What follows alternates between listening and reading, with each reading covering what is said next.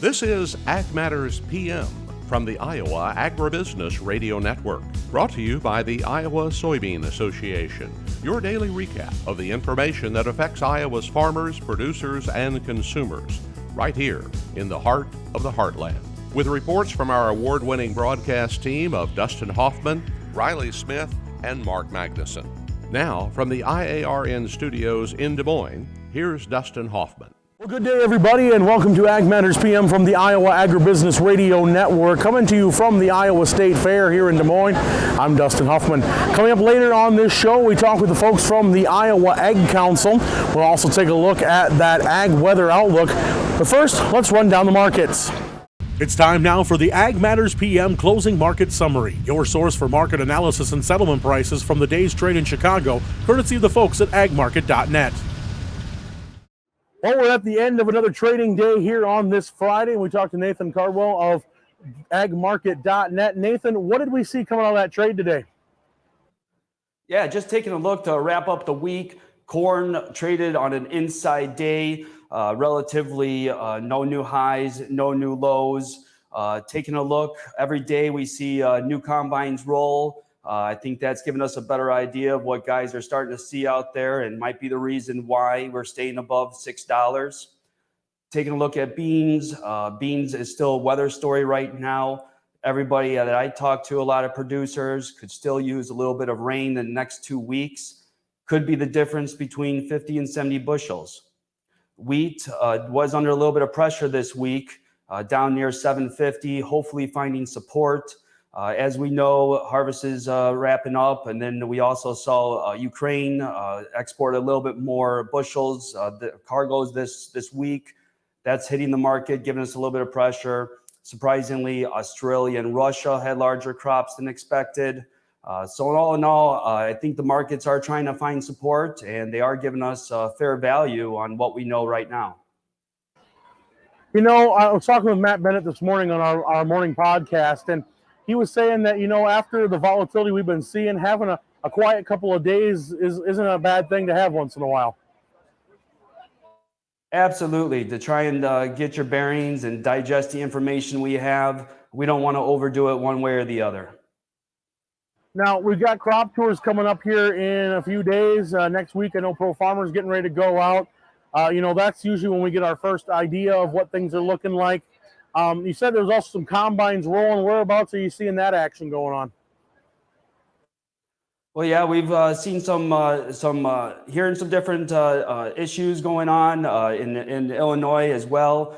Things are looking a little bit less than what we were expecting. I think guys were a little bit more hopeful, but then as these combines are rolling, I think they're finding a little bit more tip back and a little bit less kernel counts than they expected. And I think guys are finding out to be a little bit surprised.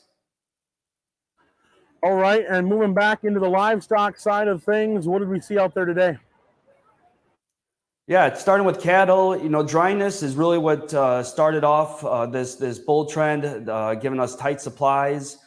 China has come in as well and really did very good on exports this week. China was a big buyer. Also, we saw cash, all three majors get over 140. So it just looks like a classic bull story with tight supplies and more demand. Looking at hogs, they are a little bit on the opposite spectrum. China is not in the picture. And then we did see a little bit of probably a technical correction.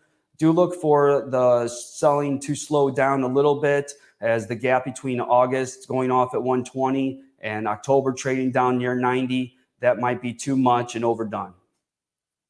So I know you mentioned China in both the beef and the pork markets there. Obviously, we've been hearing things, you know, there's been some tension between us and them here in the last couple of weeks. We're also starting to hear reports of some drought in some of their grain growing areas. Do we see that possibly being a lead to China maybe having to put some differences aside and get into the marketplace and get what they can from wherever they can? Absolutely. I think everybody needs to eat, and everybody has grown accustomed to their diet. I think that the global supplies are tight, and regardless, we're going to have to make purchases regardless on who they're from. And hopefully we can even find some new buyers coming to the market, including China. All right, so as we get ready to wrap up today, I appreciate you taking the time, Nathan, to visit with us. And if folks want to hear more from agmarket.net to make some of their marketing strategies, how do they get in touch? Yeah, thanks. You can give us a call at 844-424-6758. All right, well, Nathan, we thank you so much for taking the time, and we'll visit with you again real soon. Thanks, Dustin. Thank you. That again was Nathan Cardwell of agmarket.net. Let's go ahead and take a look at the closing numbers, courtesy of the folks at Bar Chart. September corn was up 6 1/4 at 6.26 even. December up 7 1/2 at 6.23 1/4. September soybeans down 6 3/4 at 14.88 3/4. November down 1 1/4 at 14.04 even. Soy meal for October down $5 at 4.08 even per ton. Soy oil up $1.52 at 66.32. December Chicago wheat up 22 at 7.71 even. Minneapolis up 22 1/4 at 8.87 even. Kansas wheat up 31 3/4 at 8.47 even. Oats for December up 6 1/4 at 3.87 1/4. October live cattle were 50 cents higher at 145.25. September feeders down 52 cents at 184.75. Lean hogs for October down 17 cents at 93.12. Pork cutouts up 40 cents at 104.10. Class 3 milk unchanged at 20.08. And that's been our Ag Market Recap. We're going to take a short break and hear from our sponsor, the Iowa Soybean Association and the Soy Checkoff. And when we come back, we're going to be up in the Ag Building talking to the Iowa Egg Council and Sarah Peterson as they talk about what they've been doing, handing out those free hard-boiled eggs on a stick every day of the fair.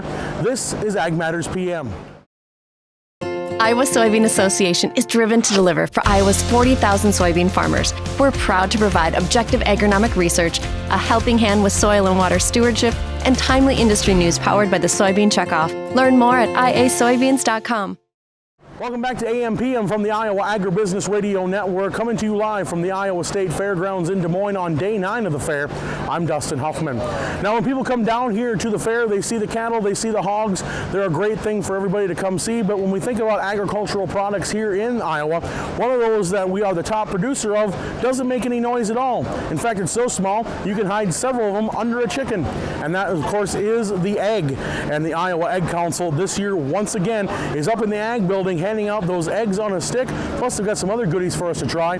We visited with Sarah Peterson of the Iowa Egg Council, and here's what she had to say. So we're here at the Egg Council bin, right here in the Ag Building here at the Iowa State Fair, and with Sarah Peterson. Sarah, tell us first of all what goes on here and how much work goes into putting this on every year. Oh, it's quite the production, but we're handing out a free egg on a stick for anybody that wants to stop by. It's the perfect protein any time of the day. So we, in general, during a normal fair pre-pandemic, hand out 170,000 eggs during the duration of the fair.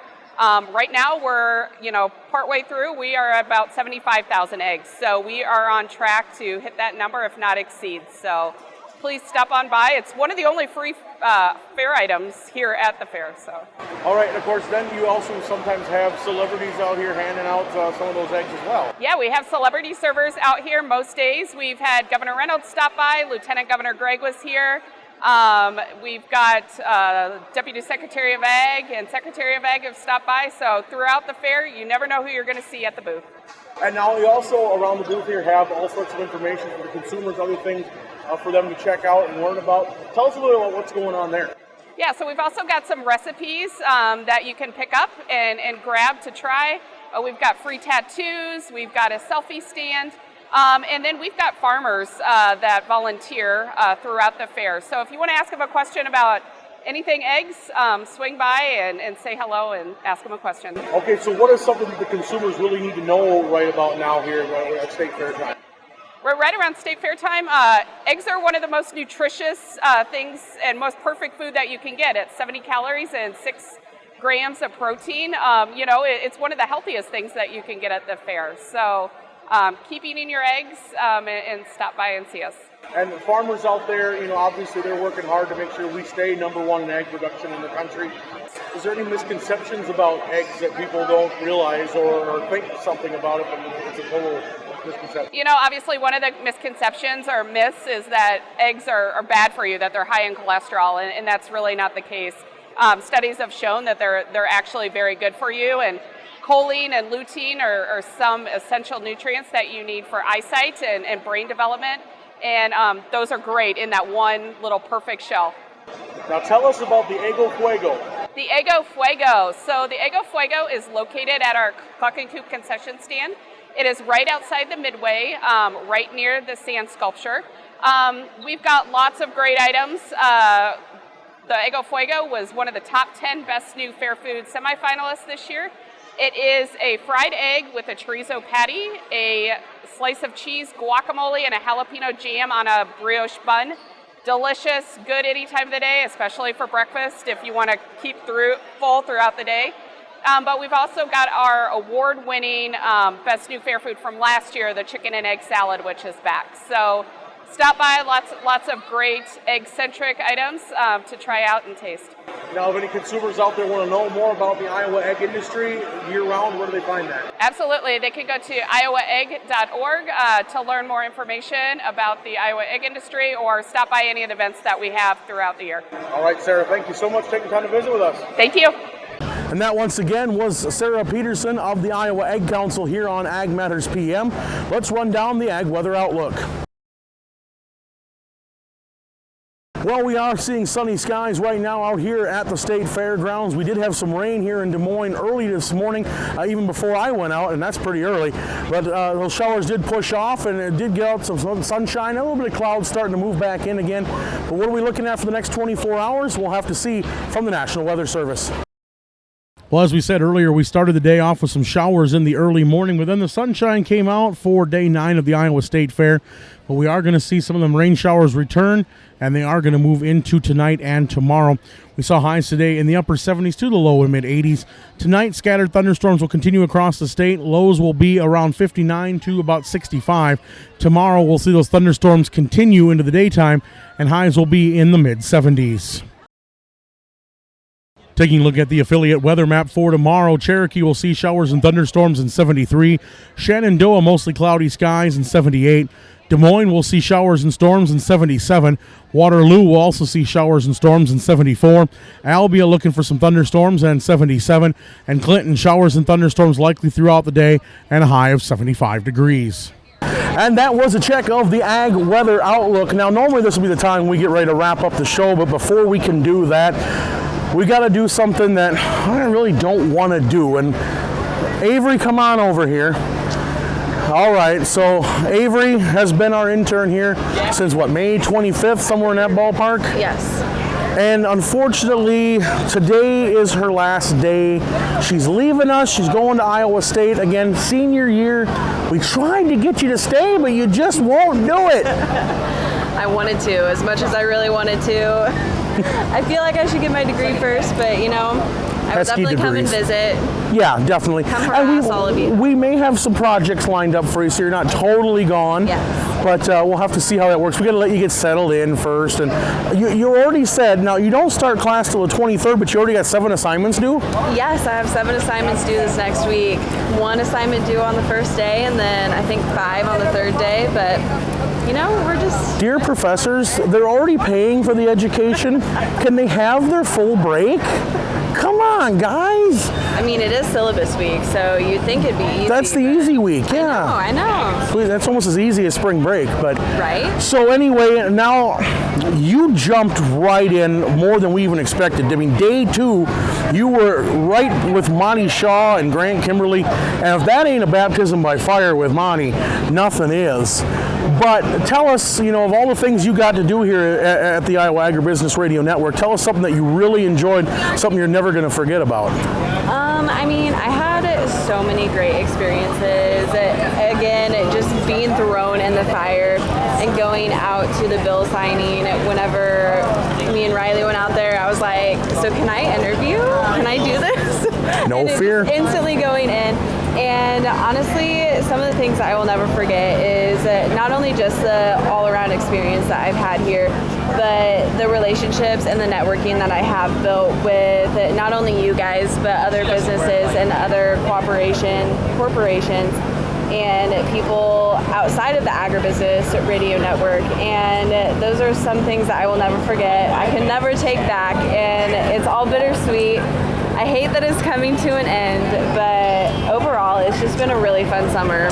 Yeah, we surprised Averie this morning with a few parting gifts. So, I mean, to help her remember the time she had here with us, you know, it's tough to see you go. Like, I want to sit here and sing her praises, and maybe someday down the road that'll help you. And then part of you wants to say, no, she stinks, because we wanted to keep her for ourselves.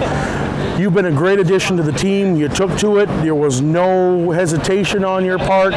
You had no reservation about getting in front of the camera, being behind the camera, sometimes just keeping us in line, or even today, talking to the Secretary of Agriculture, you were putting on tattoos while you were running the camera. You have not been afraid of the work, and you are definitely going to be someone that we're going to sorely miss, because we've come to depend on you quite a bit in just a short amount of time. But you helped us immensely, and hopefully we were giving you something that'll help you in your career experience down the road. Yes, you all have given me so many things to help me better myself, not only in the communications field, but just in life in general.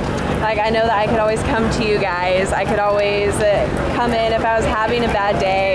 Everyone kind of picked up on it. Like, no one was super hard on me, and you were like, okay, who do we have to beat up? Like, let's get it right to it, you know? And I mean, just overall, there's so many things that I have learned, and I have just really loved about this internship. I mean, this is my first full internship, and so it's just been an overall great experience, and I would not go back and change one thing about it. And yeah, it's been amazing. What really stinks is now we got to take on the duties you were doing again. We had unloaded some finally, and now we got to do them again. Well, being it's your last episode of Ag Matters PM, I know you did it yesterday, but take it home one last time. All right, and that brings us to the end of another episode of Ag Matters PM, and my very last episode of Ag Matters PM, for now, hopefully. But you can find all of our content on iowaagnet.com. You can also follow us on Facebook, Twitter, and TikTok. You can find all of our video content on our YouTube channel. So make sure you hit that notification bell and subscribe. You can also, don't forget our twice... Oh, you got to start over. Start that part over. Don't forget our twice free daily podcast on Apple, Amazon, Google, Spotify, and Podbean. From the Iowa State Fair, I'm Averie Haskell on behalf of Dustin, Mark Magnuson, and Riley Smith. This has been Ag Matters PM, and Averie Haskell signing off.